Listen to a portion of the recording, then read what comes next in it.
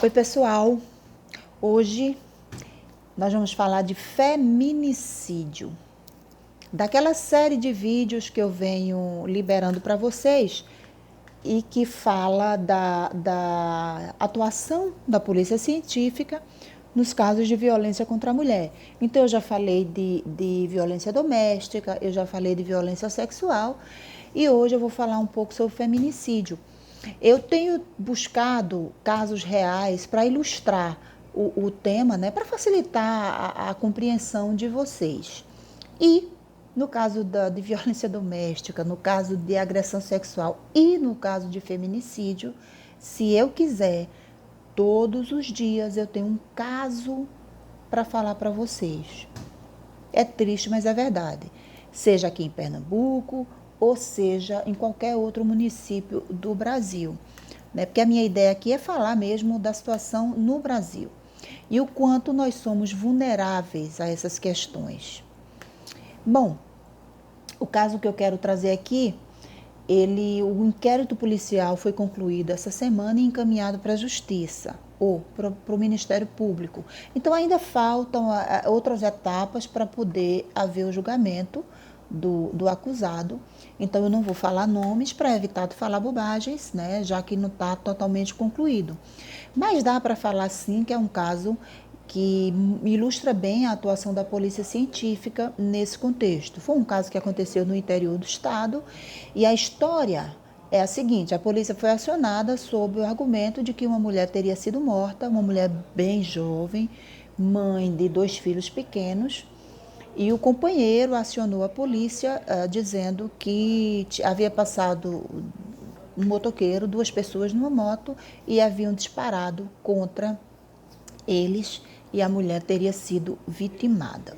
Bom, a polícia é acionada, a perícia criminal chega e já de cara nossos profissionais, nossos peritos criminais começam a observar que a história contada pelo acusado não bate com os vestígios do local do crime. Ele fala que ela estava numa determinada posição e que os motoqueiros passaram atirando. A perícia criminal encontrou vestígios que comprovam que o local onde ele disse que ela estava e que foi atingida pelos disparos não existe. Aquela versão ela é impossível. Encontrou manchas de sangue em outros locais da residência. E aí, além de outros vestígios, né, que foram coletados, e posteriormente nós fizemos perícia de DNA, perícia em aparelho celular, perícia balística, né, em arma, em projéteis de arma de fogo, e todos esses vestígios corroboraram com a conclusão da perícia criminal, de que o companheiro seria o autor do feminicídio. Feminicídio por quê? Porque ela foi morta por uma condição de gênero. Ela foi morta pela condição de ser mulher. E aí volta de novo aquela história que eu venho falando desde o início, né? Às vezes, esses casos acontecem muito, e é por isso que a gente se revolta tanto, e é por isso que a gente fala tanto no assunto, e é por isso que a gente reforça essa nossa certeza de que nós somos muito vulneráveis, né? Porque os crimes dessa natureza acontecem muito dentro de casa. E é por isso que as mulheres ficam muito mais vulneráveis. É por isso que as mulheres têm muito mais dificuldade de se livrar, digamos assim, desse término tão cruel, de ser morta pelo próprio companheiro. Muitas vezes ela está num relacionamento abusivo e ela não tem o direito de sair. Quando ela diz que não quer mais, ele vai lá e mata. E não é porque ele ama, não. É porque é o sentimento de posse. Eu sou o dono. Então, se não ficar comigo dentro das condições que eu quero, apanhando, sendo traída, faltando tudo que você possa imaginar, sem direito de trabalhar, entre outras coisas, você não vai viver com outra pessoa. Você não tem o direito de sair, porque quem manda sou eu. Se tiver que acabar, só acaba quando eu quiser. A verdade é essa. E é por isso que a gente fica muito mais vulnerável. Né? É triste, mas é verdade. Então, bem, gente, a perícia criminal já na hora já detectou alguns vestígios que não batiam com a versão do companheiro.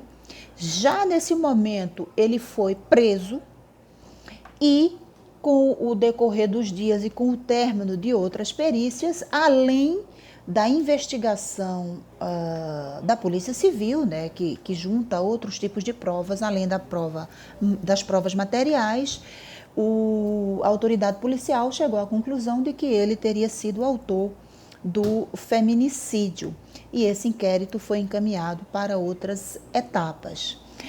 Há bem pouco tempo também, a gente teve um caso bem interessante, que eu também não vou citar nomes porque a coisa também ainda está acontecendo, que está relacionado também a um feminicídio, mas que houve uma simulação de suicídio. Isso é bem comum também, sim, dentro das proporções do que eu estou falando aqui, mas é comum e por diversas vezes a polícia científica consegue provar, através das provas materiais, de que não se trata de um suicídio, e sim de um feminicídio. Então tá aí a importância da prova material, a importância de se analisar todos os detalhes possíveis e imagináveis para que a gente consiga apontar efetivamente o tipo de crime que foi cometido e que essa pessoa que cometeu o crime possa responder. Que é isso que eu venho falando em tantos outros vídeos que eu tenho postado para vocês. A importância de acabar com esse sentimento de impunidade. Eu estou falando isso relacionado ao feminicídio porque há bem pouco tempo, né, não muito longe, a gente via determinados julgamentos serem de mulheres assassinadas, serem os autores dos crimes serem inocentados porque era alegado defesa da honra, por exemplo. Então, assim, são situações que nós conseguimos avançar, mas que ainda precisa muito, muito, para que a gente possa acabar com esse tipo de violência. Então fica aqui a minha solidariedade com a família das vítimas e o meu repúdio a todas as pessoas que cometem esse tipo de crime, né? Aquela história tem um filme, né, que fala dormindo com o inimigo. Então deixo o meu repúdio para todas as pessoas que cometem esse tipo de crime e na esperança de que a gente vai conseguir avançar cada vez mais e acabar de uma vez por todas com essa situação, diminuir drasticamente, pelo menos, esse tipo de crime no Brasil. Beijo para vocês.